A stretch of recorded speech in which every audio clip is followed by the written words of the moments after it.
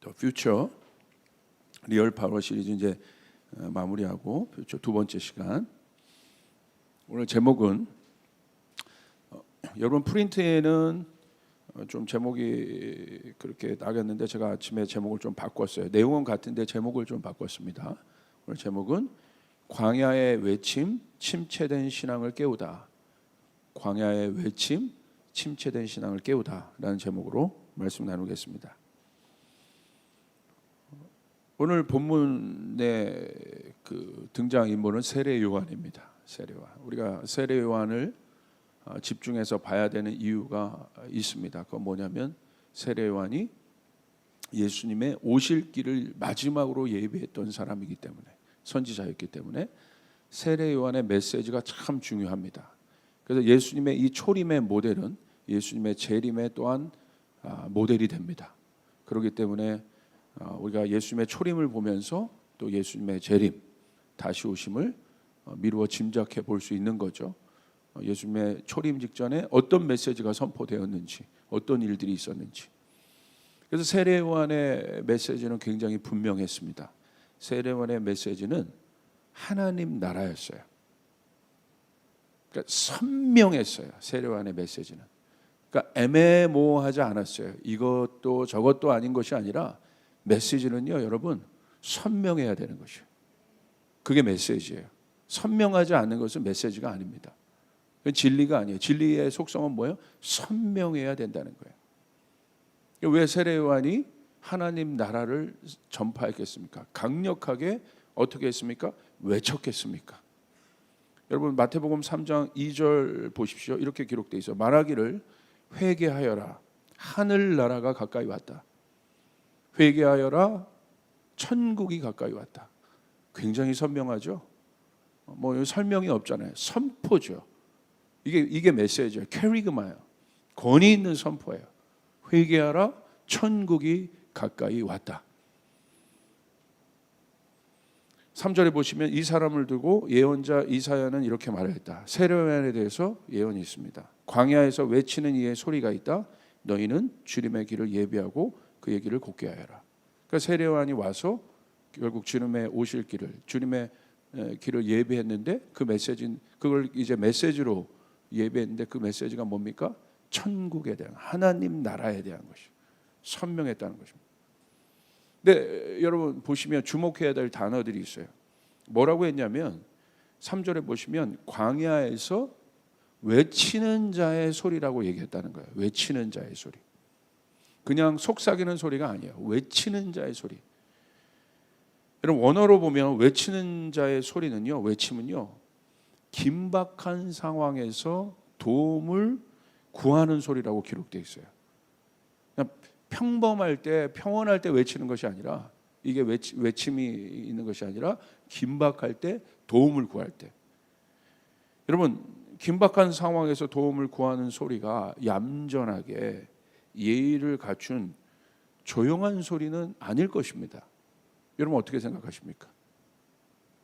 긴박한 상황에서 내가 도움을 구한다면 그 소리가, 만약에 여러분의 내면이 지금 긴박해 있다면 여러분의 내면 안에 좀 어떤 소리가 있겠어요? 그냥 얌전하게 날 살려주세요. 뭐 이런 정도겠습니까? 하나님을 향한 그 절규들이 있죠. 도움을 구하는 소리들이 있죠. 이게 외침이라는 거예요. 오늘 그 내면에 그 외침이 있는 분들이 있다고 한다면 오늘 하나님 만나시길 바랍니다. 꼭 하나님을 만나시길 바랍니다. 특히 소리라는 이 푸호네라는 말은 어떤 거냐면요, 소리, 이 외치는 자의 소리라고 했잖아요. 이 푸호네는 어떤 사실을 폭로하듯 하는 소리예요. 굉장히 중요한 소리라는 거예요. 감추어졌던 것을 강력하게 드러내는 소리가 이 푸호네라는 거예요. 세례 요한은 외치는 자의 소리가 되었어요. 근데 뭘 드러냈습니까? 선명하게 하나님 나라를 드러냈어요. 이걸 외쳤다는 거예요. 여러분 왜 외쳤겠습니까?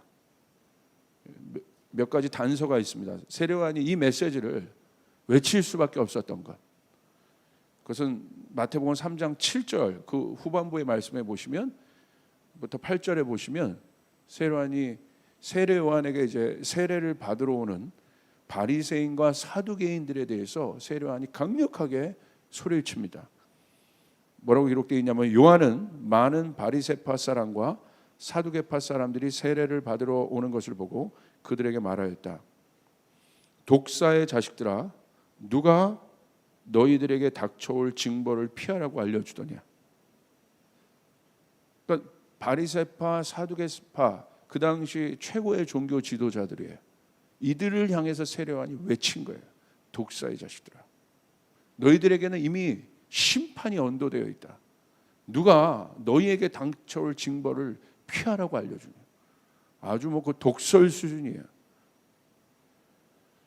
회개에 알맞는 열매를 맺어라. 무슨 말이겠습니까? 종교 지도자들을 향한, 그들이 리더잖아요. 향한 세례 요한의 외침을 볼 때 그 당시 사람들의 신앙이 얼마나 종교적이었는가를 볼 수 있어요. 여러분, 종교적이라는 것은 뭐예요? 죽어 있다는 거예요. 그러니까 그들의 지도자가 지금 죽어 있는 건 있지 않습니까? 그런데 그들의 죽은 말을 들은 백성들은 어떻겠습니까? 죽어 있는 거죠. 침체되어 있는 거예요. 그러니까 세례 요한이 하나님 나라를 선명하게 외칠 수밖에 없었던 이유는, 외침의 소리가 될 수밖에 없었던 건 3장 7절 8절에 이유가 있는 거예요. 죽어 있기 때문에, 침체되어 있기 때문에 깨어낸 것이에요. 여러분, 침체라는 것을 한번 생각해 보시길 바랍니다. 침체라는 것은요, 무서워요. 침체는요, 이 뜻이요, 진전되지 못하고 한 자리에 머무른 상태, 이게 침체예요. 그래서 오늘 우리가 혹시 이 침체 상태 가운데 있는 분들이 있다고 한다면 오늘 그 침체를 깨워내는 외침의 소리를 들어야 되는 것이에요. 중요해요. 여러분, 신앙은요, 내가 오늘 어떤 소리를 듣냐는 거예요. 왜냐하면 우리 감각에 있어서, 정보를 인식하는 감각에서 제일 중요한 게 뭐냐면 보는 것이랑 듣는 것이에요. 믿음도 들음에서 나는 거예요. 그러니까 여러분, 신앙도 마찬가지. 영적인 감각을 내 안에 아주 이렇게 내 영의 감각이 살아 있으려면, 쉽게 말하면 내 영이 살아 있으려면 보고 듣는 것에 대한 여러분 컨트롤이 있어야 됩니다. 오늘 우리는 어떤 소리를 들을 것이냐. 그러니까 내가 침체할 수밖에 없었던 것은 그런 것을 보고 그런 것을 계속 들었기 때문이에요. 오늘 그들의 상태가, 오늘 이스라엘 백성들의 상태가 오늘 침체 상태밖에 있을 수밖에 없던 이유는 그 종교 지도자들의 침체의 소리를 계속 들었기 때문에, 죽은 소리를 들었기 때문에 그렇습니다. 그러면 여러분, 사랑하는 여러분, 혹시 여러분의 마음이나 또 신앙이 침체되어 있다고 느끼는 분이 있습니까? 오늘 이 소리로 깨워내야 합니다. 깨워내야 되는 거예요. 깨워내야. 이 소리를 들어야 돼요. 사단마귀의 악한 이 마귀 권세가요, 권세를 잡은 마귀는요, 이 영의 원리, 영적인 존재이기 때문에 영의 원리를 너무나 잘 알고 있어요. 그래서 여러분, 백성을 죽이기 위해 누구를 먼저 타락시켜요? 지도자를 타락시키는 거예요. 믿음은 들음에서 나기 때문에. 굉장히 중요한 거예요. 그래서 그 뒤에는 악한 권세 마귀가 있는 것이죠. 그래서 침륜에 빠지게 해요. 여러분, 이 침륜에 빠진다는 건 뭐냐면, 이게 이 침체에 빠져본 사람은 여러분 압니다. 이게 늪입니다. 진전이 없어요. 그러니까 침체에 빠졌다는 건 노력해도 안 돼요. 다른 말로 하면 슬럼프라고 여러분 한번 들어보셨어요? 이 슬럼프가 뭐라고 정의되어 있냐면, 슬럼프는요, 어느 순간 운동이나 학습 또는 노래에서 훈련이나 연습을 반복해도 효과가 없고 실제 성적이 좋아지지 않는 경우, 이게 슬럼프의 사전적 정의예요. 어느 순간 운동이나 학습, 노래에서 진보가 있어야 되는데 훈련이나 연습을 반복해도 효과가 없어요. 아마 운동하신 분들은 아마 아실 거예요. 슬럼프다, 이게 내 슬럼프다 지금. 아마 음악하는 사람들도 그렇고 아마 우리의 삶에서도 이 슬럼프가 오거든요. 뭐 우리의 일터에서도 나는 이 슬럼프를 조금 안다, 느낌이 있다. 그런 분들은 밑으로 손을 한번 내려보시고. 진전이 없는 상태. 노력해도. 이걸 우리는 슬럼프라고 얘기해요. 여러분, 이게 힘든 겁니다. 일상생활에서도 공부를 하다가 아무리 노력하고 이해하려고 노력해도 여러분 결국은 진전이 없는 모든 영역에서 슬럼프가 있을 수 있어요. 신앙도 마찬가지입니다. 슬럼프가 있을 수 있다. 침체가 있을 수 있다. 제가 주변에 이렇게 보니까 지금 사단이 뿌리고 있는 영이 있어요. 그게 바로 뭐냐면 침체와 슬럼프의 영이에요. 이게 제가 우울증이라고 말하기에는 조금 결이 달라요. 이거는 영적인 거예요, 지금. 이런 것들은 옛날 우울증이나 이런 건 내가 상처나 경험이나 이런 것들을 통해서 오는 것이 굉장히 많은데, 제가 지금 느끼는 건 아예 사단이 공중권세 잡은 자가 이 성도들이 이 시간들, 이 고난의 시간, 이 터널의 시간을 뚫고 나가지 못하게 하기 위해서 불어넣은 많은 것들이 있는데, 그것이 보면 이 침체의 영들이 많아요. 그래서 왜 오늘 제가 이 말씀을 준비했느냐, 광야에 외치는 자의 소리가 있어야 된다는 거예요. 깨워내야 된다는 거예요. 깨워내야 된다. 깨워야 된다. 내 영을 깨워내야 되는 것이에요. 할렐루야. 침체와 슬럼프가 올 때 방법은 단 하나입니다. 무엇입니까? 빨리 빠져나오는 거예요. 다윗의 고백 중에 시편 23편, 사망의 음침한 골짜기를 지나간다고 했잖아요. 누가 그 골짜기를 좋아하겠습니까? 사망의 음침한 골짜기를 지나 나오는 방법은 딱 하나입니다. 쫓아가서 빨리 빠져나온다. 빨리. 목사님, 그 누가 모르는 걸 모르잖아요. 아니 말을 잘못했죠. 다 하는 거를 모르는, 다 하는 얘기잖아요. 빨리 빠져나오는 게 답이다. 맞지요. 빨리 빠져나와야죠. 침체의 생각, 슬럼프의 생각에서 빨리 빠져나와야 되는 거야. 가지고 있으면 안 되는 거야. 그게 답이에요. 왜냐하면 노력해도 안 되기 때문에, 절망의 상태이기 때문에. 그렇기 때문에 오늘 세례 요한이요, 그것을 깨워낸 거예요. 선명하게 그려준 거예요. 너희들이 여기서 멈춰있는 자들이 아니다. 회개해라. 하나님 나라를 봐라. 집중해라. 스테이 포커스 해라. 여러분, 예수 믿는다는 건 결국 뭐냐면 예수를 바라보는 것이에요. 아멘. 아나멘이 아니라 아멘. 오랜만에 우리 성도들 보니까 제가 이게 반가워서 자꾸 예수를 바라보는 거. 이거 사람 보지 말고, 사람 소리 듣지 말고 예수를 바라보는 거. 이게 굉장히 추상적인 말 같지만 아니에요. 굉장히 실제적인 말이에요. 예수님을 바라보는 거. 예수님의 소리에 집중하는 것. 그렇게 하다 보면 내가 사람의 소리에 휘둘리지 않게 됩니다. 사람을 보지 않게, 사람에 실망하지 않게 돼. 예수님을 바라보는 것. 코로나가 장기화되면서 예상되는 이런 침체와 슬럼프에 빠지는 사람들이 꽤 많은 것 같습니다. 그래서 여러분, 경제도 그냥 단계가 아니라 공황 단계는 어떤 단계입니까? 침체의 단계는 디프레션 된 단계. 이건 참 어려운 단계죠. 신앙도 그럴 수 있다는 거예요. 여러분, 침체되면요, 보이지 않고 들리지 않습니다. 그래서 무서운 거예요. 그래서 빨리 빠져나와야 된다는 거예요. 보이지 않고 들리지 않습니다. 함몰되어 있다는 거예요. 이런 침체가 오는 궁극적인 이유는 선명합니다. 왜 우리의 신앙에 침체가 올까요?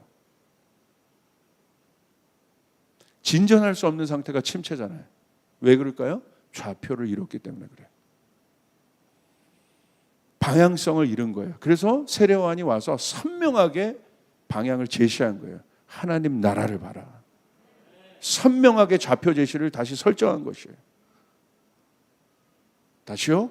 내 인생에 침체가 오는 이유는, 내 신앙에 침체가 오는 이유는 내 삶에 침체가 오는 이유, 내 사업에 침체가 오는 이유는 딱 하나입니다. 방향성을 잃은 거예요. 그러니까 혼돈에 빠지는 거예요. 내가 뭘 하고 있는지를 모르는 거예요. 교육을 하면서도 방향성을 잃을 수 있어요.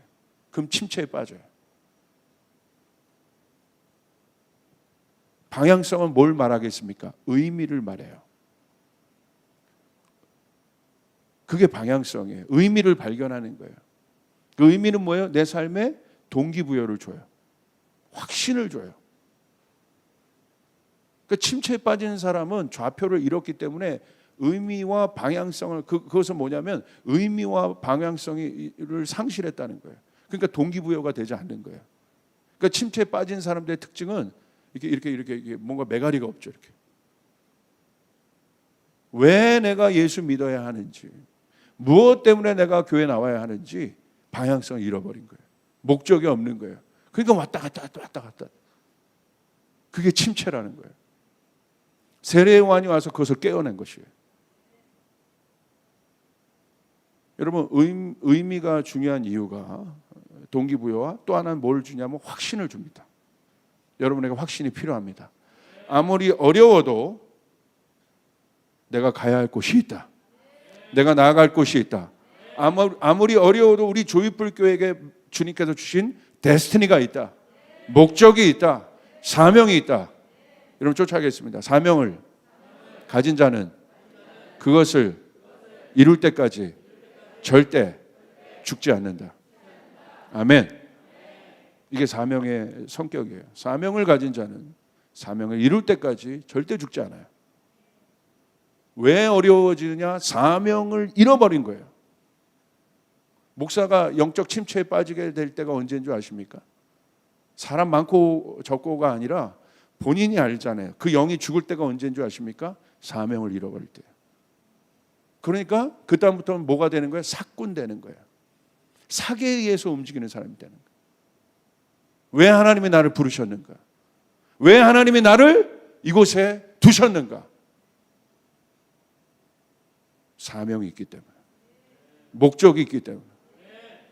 왜 여러분을 주님이 조이풀교회로 오게 하셨습니까? 사명이 있다는 거예요. 목적이 있다는 거예요. 그것이 선명해야 침체에 빠지지 않습니다.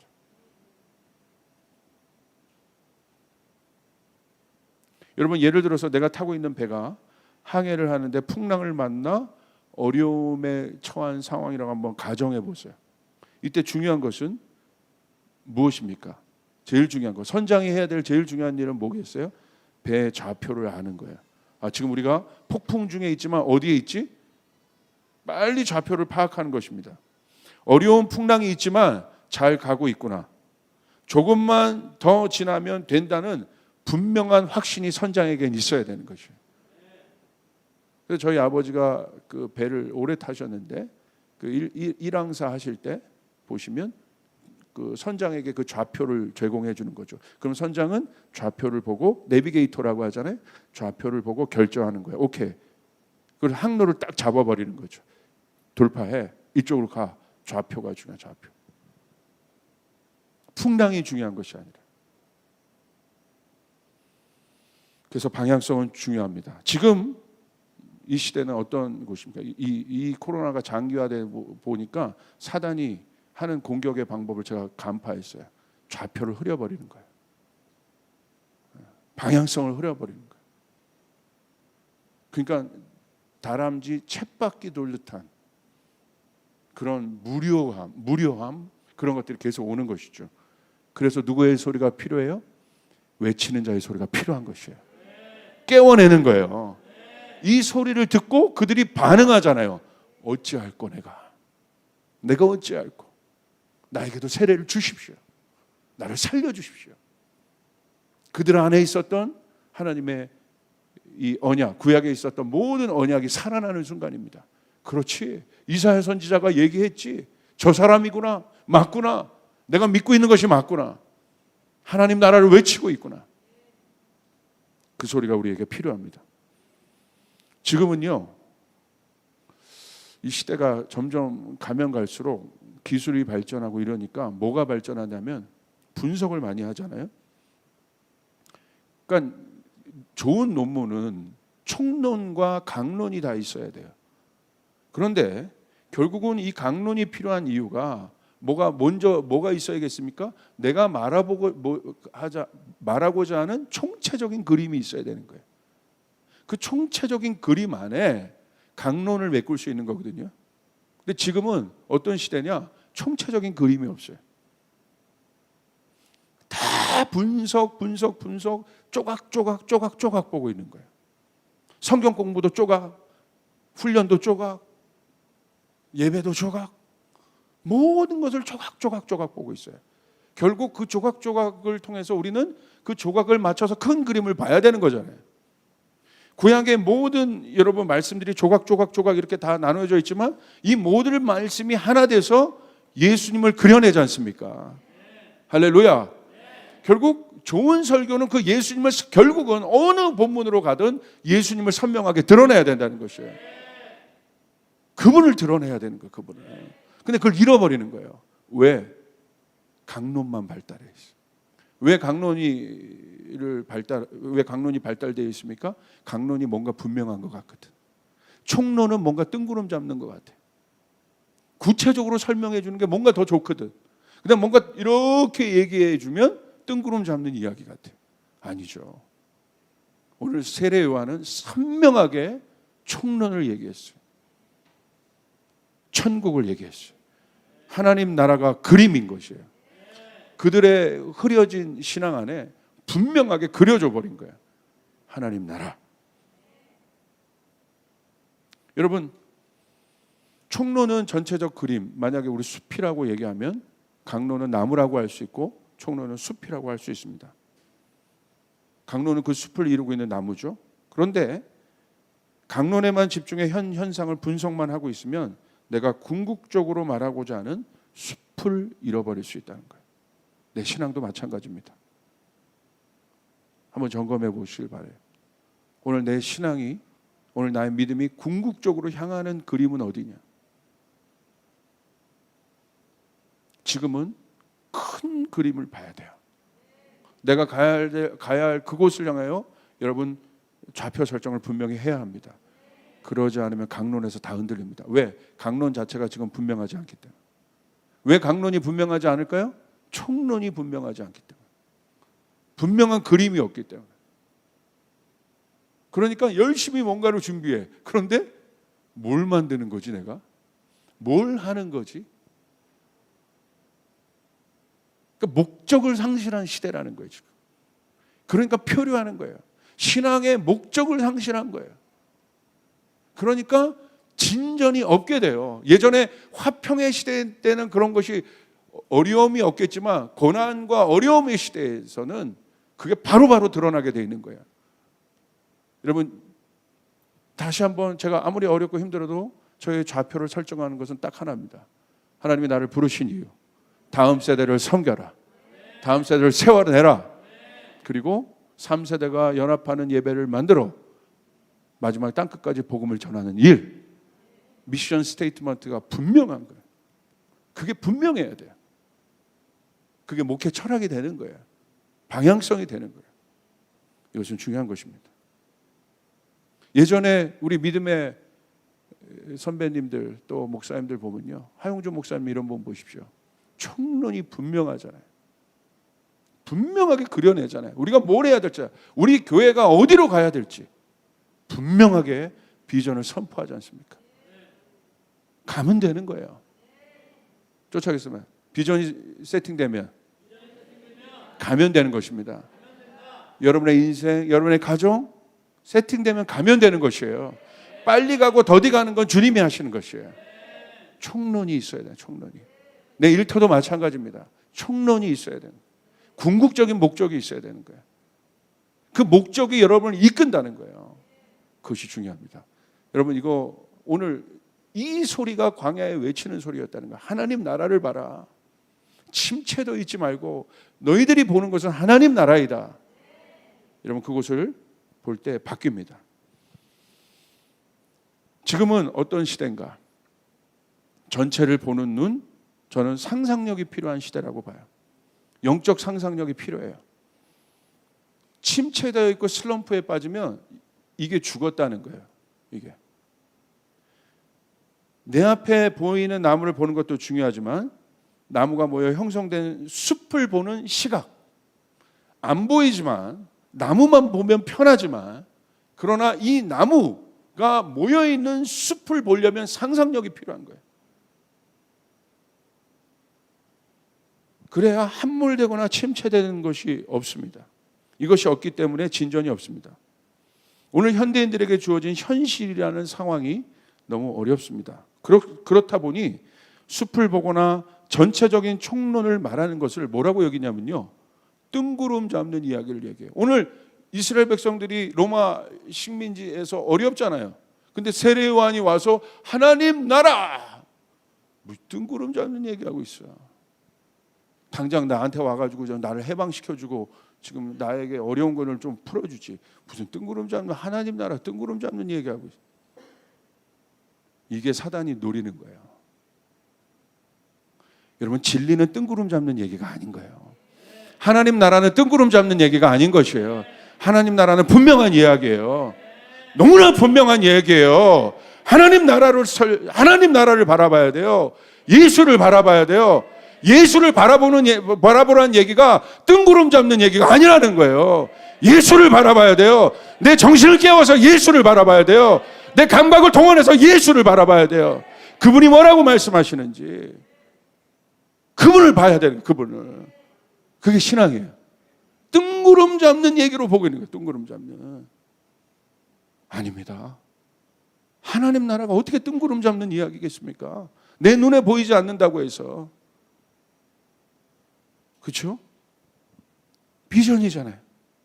진리가 이상주의로 간주되는 시대입니다. 왜? 너무 많은 분석이 있으니까. 너무 많은 현실적 분석이 있으니까. 너무 많은 강론들이 모든 사람들이 강론이에요. 다 자기가, 그러니까 그 강론을 들으면 다 맞아요. 근데 어떤 사람이 없어요? 그 강론을 모아서 총론을 만들 사람이 없는 거야. 더 엄밀히 말하면 한국교회 문제는 리더십의 부재입니다. 총론을 제시하지 않는 거예요. 이 한국교회가 나아갈 방향성을 제시하는 사람들이 없는 거예요, 지금. 저는 너무 분명히 제시하죠. 여러분, 우리를 모이게 하신 이유, 다음 세대들 세워내고, 여러분 분명하시길 바랍니다. 선교하고, 아멘. 여러분 가정과 일터를 주님께서 사용하여 주셔서 그 일을 마무리하게 하는 거, 그 미션을 완수하는 거, 그래서 우리의 사업도 여러분 하나님 복을 주셔야 되는 것이고 그 안에 정렬되어야 된다는 거죠. 정렬. 맞습니까? 그걸 찾고 있는 거예요. 세례요한의 메시지를 듣고 싶은 거예요. 여기입니다. 여러분, 밥 먹으러 갈 때 또 얼마나 강론이 많습니까? 이거 먹으러 가자. 짬뽕 먹을래? 여러분, 인류 평생에 여러분 이 어마어마한 갈등, 짬뽕 먹을까 짜장 먹을까? 그거 하나 결정 못하는 우리잖아요. 오늘은 탕수육 먹자. 저는 연애할 때도 너무 분명했어요. 결국은 저희 아내가 뭘 먹고 싶은 걸 다 얘기해도 결국 짜장으로 갑니다. 할렐루야. 너무 분명한 거예요. 지금은 안 그렇습니다. 성숙하게. 그러니까 힘들어요. 지금 여기로 빠지면 안 됩니다. 자, 분명한 예수가 추상적이지 않다는, 진리가 추상적이지 않다는 것. 이런 메시지를 이상주의로 간주하는 시대가 돼요. 아닙니다. 현실을 모르는 사람들이 지금 얘기하는 거야. 현실이 어떤 줄 알아? 현실이라는 이 엄청난 벽이 진리를 깨버리고 있어요. 내 안에 들어와서 나를 침륜에 빠지게 해요. 여러분, 이제 그 하나님 나라를 꿈꾸는 것 자체, 그 비전과 꿈을 말하는 것 자체가 사치가 돼버린 시대가 돼요. 여러분, 하나님 나라 때문에 여러분의 마음이 불타십니까? 어떠십니까?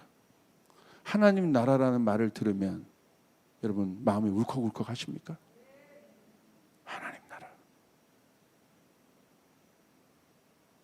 예배팀은 어떠세요? 사역자들은 어떠세요? 하나님 나라. 그것이 우리의 꿈이죠. 우리의 비전이죠. 그러니까 여러분, 그런 상상을 할 수 없는 시대. 이 C.S. 루이스가 이 상상력에 대해서 얘기했어요. 상상력에 대해서.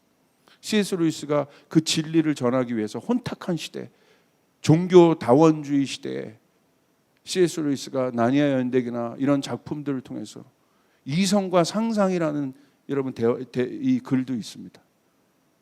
이성의 시대에 또 이성과 더불어 상상력이 없는, 더 이상 아무 꿈도 꿀 수 없는 이 머리가 사고가 죽어있는 시대를 향해서 C.S. 루이스가 많은 그런 작품들 통해서 변증한 거예요. 상상력을 통해서.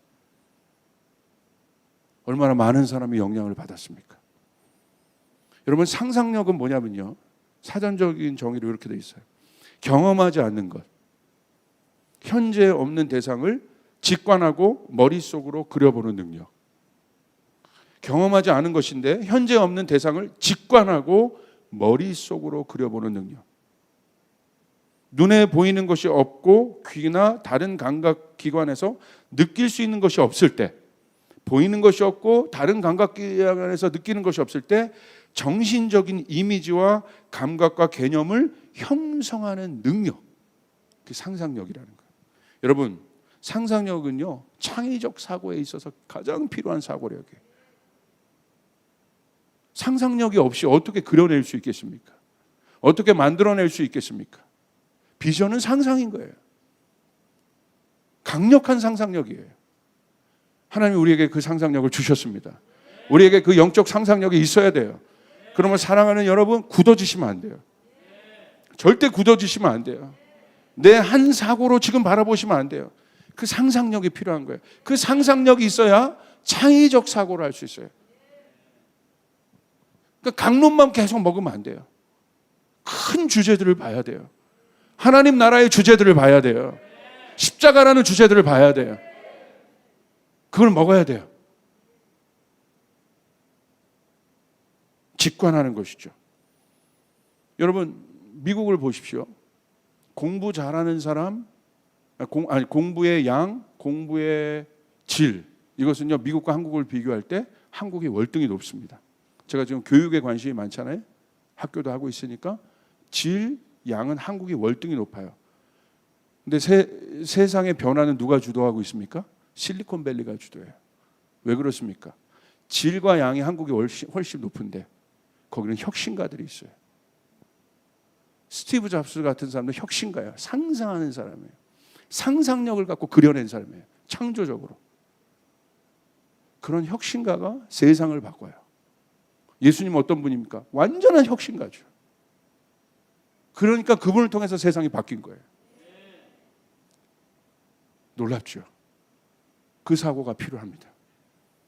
그래서 저는 저희 커버넌트 아이들에게도 제가 제 목회 철학이 뭐냐, 교육 철학이 뭐냐, 상상력을 가져. 상상.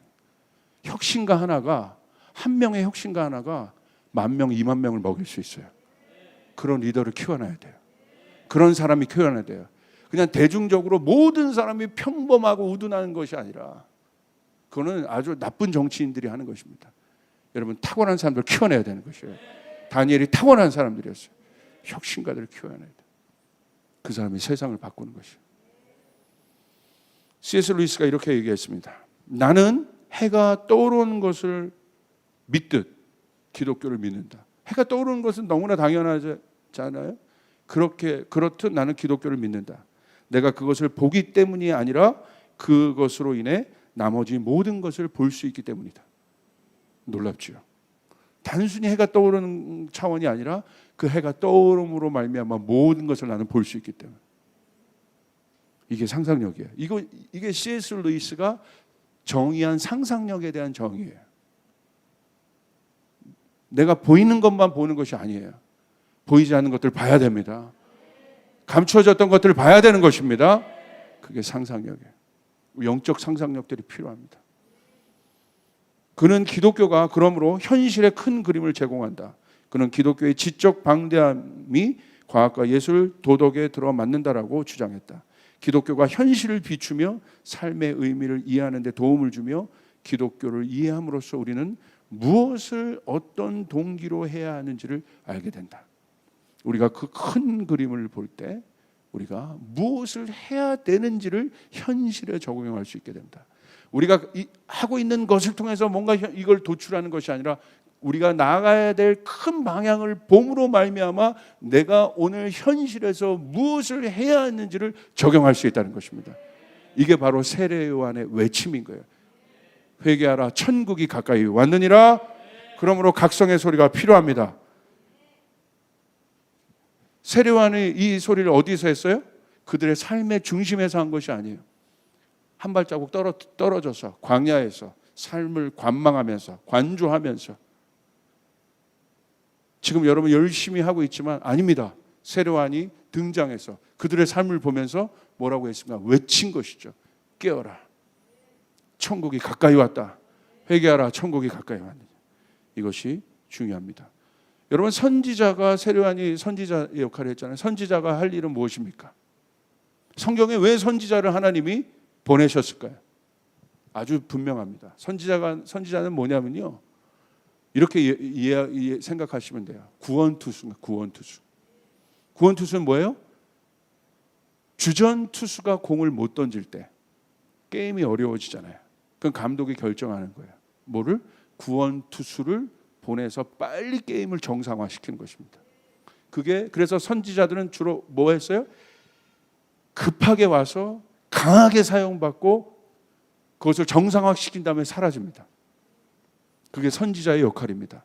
지금은 이 시대는 선지자의 목소리가 필요합니다. 구원투수들이 필요합니다. 깨워내는 것이에요. 내 힘으로 안 됩니까? 깨워내야 되는 것이에요. 우린 세례 요한의 외침을 집중해야 되는 것이에요. 회개하라, 천국이 가까이 왔느니라. 회개하라, 천국이 가까이 왔느니라. 천국, 하나님 나라, 이것이 우리의 주제가 돼야 되는 것입니다. 여러분, 그 마음으로 일어나시길 바랍니다. 그 소리에 집중하시길 바랍니다. 그 소리로 깨워내시길 바랍니다. 그리고 그 큰 그림을 보시길 바랍니다. 그 큰 그림을 볼 때 여러분이 살아날 수 있습니다. 침체로부터 나올 수 있습니다. 내 좌표를 찾을 수 있습니다. 우리 주님의 이름으로 축복합니다. 우리 주님께 영광의 박수 올리겠습니다. 우리 자리에서 일어나겠습니다.